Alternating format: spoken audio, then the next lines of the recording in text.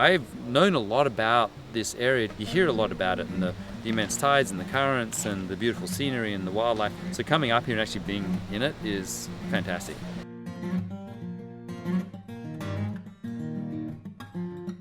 That's east, that's south. So we're going to paddle past that. Always trust your compass. We've looked at things from St Andrews all the way down through the Bay of Fundy, and then the Machias and onto Acadia, and then we'll keep going further south. So we can access all of it, the best highlights, if we have vehicular access and we can continue moving down the coast. We're on the water, guys. We are. It's official. Well, there's over 3,000 miles of coastline in Maine, so I mean the paddling opportunities are just endless.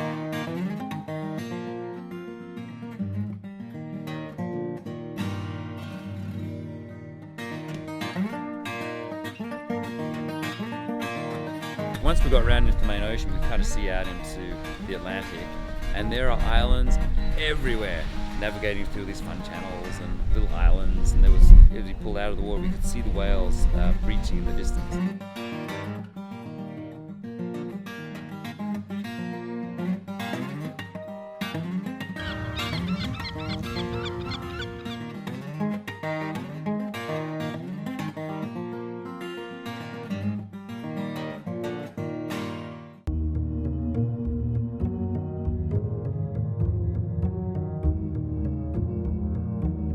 Last night we were at Camp Abello Island, and that's in Canada. So we crossed the border this morning back to the United States. We're going to head on down through the Bold Coast of Maine. As you can see, the current's doing pretty good. So one of the really cool things about this trip though is that we're going around the easternmost point of the United States.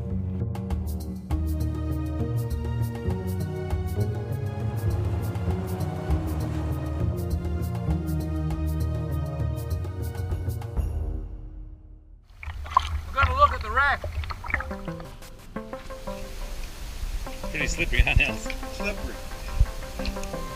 When it's pushing hard, you can see there's huge logs and wrecked boats and all sorts of big stuff has been washed up into them. So I imagine this coastline can be wild.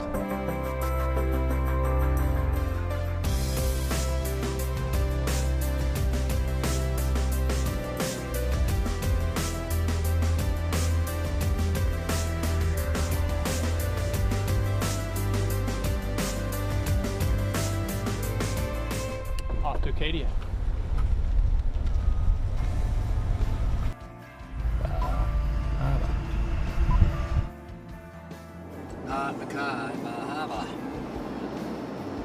Getting exciting, it's getting close. Acadia National Park. Prepare to keep left after half a mile. To me, having the ability to have a preserved natural wilderness like Acadia National Park is invaluable. You can't really tell someone in a city that, oh, it used to look like this, but actually having it here in perpetuity is fantastic. We can see the current. Yeah. It's wrapping around that little island there. Yep. It was quite an experience in a sense that we got to see the stuff that we're going to be paddling tomorrow from a bird's eye perspective. The directions, the currents, the wind themes, we got to see all that from above.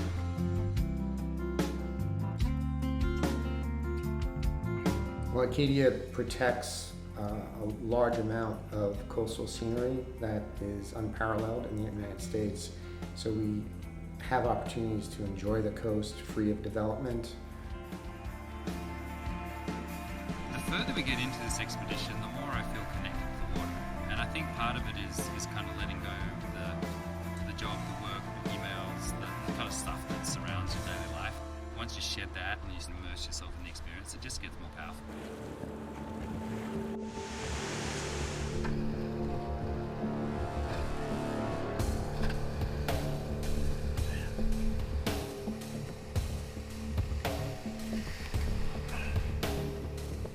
Looks like there's some fun to be had here.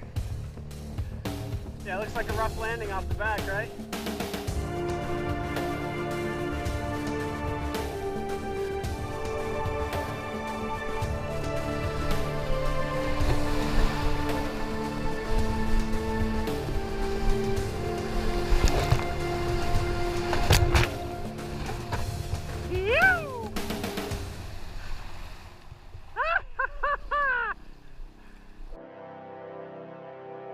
It's one of the most action-packed days. It was really explosive in there, just a lot of power in those surges that we weren't quite expecting.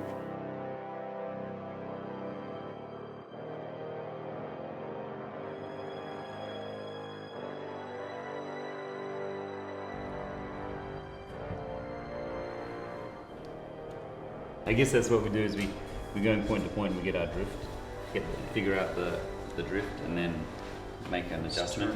And these are pretty, you're going to get more current through here than out here most likely. I think a day tripper coming out would look at it and go, oh, this is easy, I'll just go out for paddle. They're the people who get in trouble. This is not a benign setup. The environment can be deadly.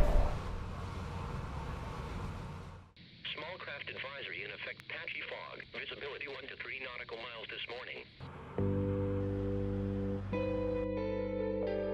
At times we could see maybe 100 yards, maybe. For long periods of time we couldn't see anything. So we were going on compass and we were quite happy to find that we hit every one of our waypoints exactly.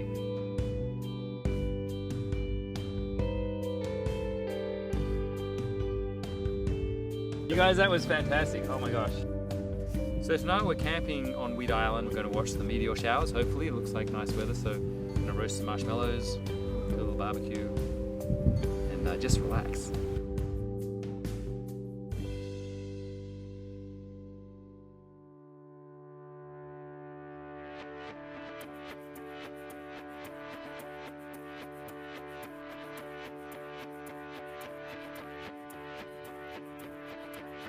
The Main Island Trail is a water trail that runs the entire coast of Maine from the New Hampshire border to the Canadian border. It started with about 30 publicly owned islands, and then private families who were sort of involved in the grassroots effort in the beginning started to say, hey, well, we own an island. We always let people visit it. Why don't you put that on the trail? That really is something extraordinarily unique. People who think that the coast ought to be accessible, but they also don't want it to be a free-for-all. Maine Kayak has the opportunity to utilize the Main Island Trail every day, to give people that opportunity to get outdoors and surf and be more aware.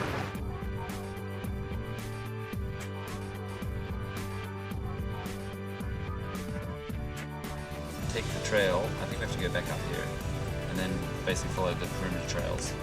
I was surprised at how isolated these islands are. They are remote.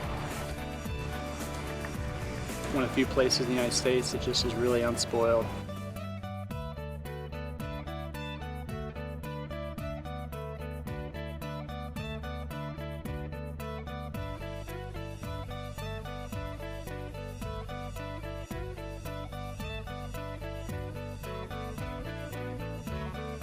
I feel a sense of urgency. I gotta do as much of this kind of thing as I can possibly do because time's running out. I'll tell you what, being able to kayak with guys that are this strong is a real privilege. I'll remember this forever.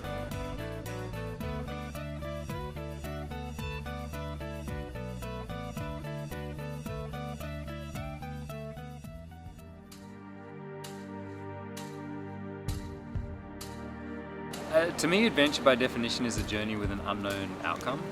So this has been a true adventure. We've gone into territory that none of us know. We've had some local knowledge, we've had good charts and maps, guidebooks, but it never really prepares you to the reality of it. And as you get further into it, it gets easier to appreciate where you are. By the end of the trip, for me at least, I don't want it to end. Final day, we've got a really long paddle. We've got about 24 kilometers, so we think about 14 or 15 miles. I'm excited though. Paddling towards reality.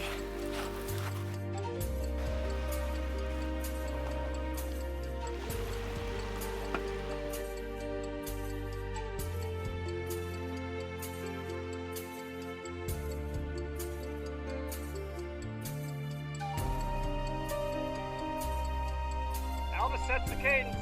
We started our adventure in St. Andrews, Canada, and got a chance to paddle down the Bold Coast, and we had a chance to also take out in really small, quaint towns and drive along islands, take ferries from island to island. So we did it all. had the ability to pick off some of the best spots by driving the Subarus to where the put-ins. It's really been an expedition with many facets, and they all contributed to the enjoyment. So one of the things that you get from these expeditions is that it changes how you perceive the world. You get so connected to the real world, which is water and nature, and you're at the mercy of the weather and the conditions, and that's why we're no longer insulated. We're actually in it and we're experiencing it, and that to me is the real nature of an expedition and what we should be doing as humans. Oh, okay. So